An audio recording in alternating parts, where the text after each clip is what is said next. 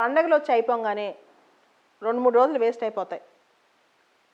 తర్వాత మళ్ళా చదువు మొదలెట్టాలంటే కొంత బద్ధకంగా కొంతసేపు ఆగి స్టార్ట్ చేద్దాంలే, ఇంకొక రోజు ఆగి స్టార్ట్ చేద్దాంలే అనే ఆలోచనలు వస్తూ ఉంటాయి.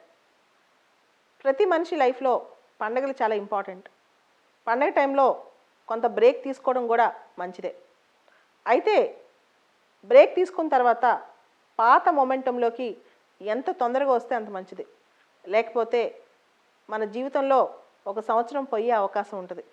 ముఖ్యంగా మనకి పండగలకు కుదరలేదు కాబట్టి పండగ అయిపోగానే వెంటనే మన వర్క్ స్టార్ట్ చేయడం మంచిది. పండగప్పుడు మనందరికీ అనిపిస్తుంది, లైఫ్ బాగుంది కదా, ఇంత ఎంజాయ్ చేయొచ్చు కదా, లైఫ్లో ఇంత ఎంజాయ్మెంట్ పెట్టుకుని మనం ఎందుకు కష్టపడాలి, ఎక్కువ హార్డ్ వర్క్ చేసేస్తున్నామేమో, ప్రపంచంలో అందరూ హ్యాపీగా ఉన్నప్పుడు మనమే కష్టపడుతున్నామేమో, ఒకసారి ఈ పోలిక, ఈ కంపారిజన్ అనేది స్టార్ట్ అవుద్ది. కానీ మనం వర్క్ చేసేది ముఖ్యంగా కాంపిటేటివ్ ఎగ్జామ్స్ కానీ, జీవితంలో గొప్ప గొప్ప లక్ష్యాలు పెట్టుకున్నప్పుడు కానీ, లేదా ఏదన్నా ఒక స్థానానికి వెళ్ళాలనుకున్న వాళ్ళు కానీ, ఒక ప్రత్యేకమైన గుర్తింపు కోసం, లేదా ఒక ఐడెంటిటీ కోసం, ఒక పవర్ కోసం, ఏదో ఒక స్థానం సంపాదించుకోవడం కోసం అలా ప్రత్యేకంగా ఉండాలనుకున్నప్పుడు మనం చేసే పనులు కూడా ప్రత్యేకంగా ఉండాలి. రొటీన్గా అందరిలాగా కామన్గా టైం గడిపేస్తే ఆ ప్రత్యేకతలు ఏవి మనలో ఉండవు. స్లోగా ఆ టైం కాస్త వెళ్ళిపోద్ది. ప్రపంచంలో అంతు చిక్కని రహస్యం ఏదైనా ఉంది అంటే జీవితంలో టైం ఎలా గడిచిపోద్ది అనేది. కాబట్టి మన గుర్తింపు మనం నిలబెట్టుకోవాలంటే మనం చేయాల్సిన పని ఇమీడియట్గా మనల్ని మనం తిరిగి మన లైఫ్లోకి, మనం అనుకున్న టార్గెట్లోకి మనల్ని మనం రీఓరియంట్ చేసుకోవాలి.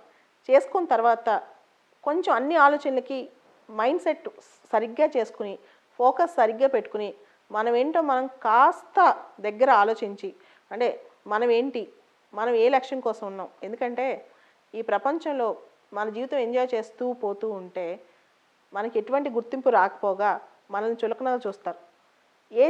ఏ లైఫ్లో అయినా సక్సెస్ రాని వాళ్ళని ప్రపంచం చాలా చిన్నచూపు చూస్తుంది.